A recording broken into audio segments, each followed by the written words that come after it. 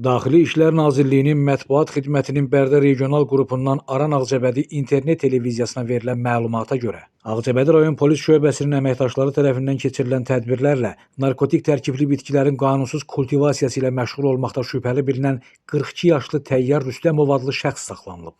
Əməliyyat zamanı onun həyətyanı sahəsinə baxış keçirərkən kultivasiya yolu ilə yetişdirilmiş çətənə kolları və 7 kiloqramdan artıq marixuana aşkar edilərək götürülüb. Faktla bağlı cinayət işi başlanılıb. Məhkəmənin qərarı ilə Təyyar Rüstəmov barəsində həbs qəti imkan tədbiri seçilib. Hadisə ilə bağlı Ağcabədi rayon polis şöbəsində araşdırmalar davam edir.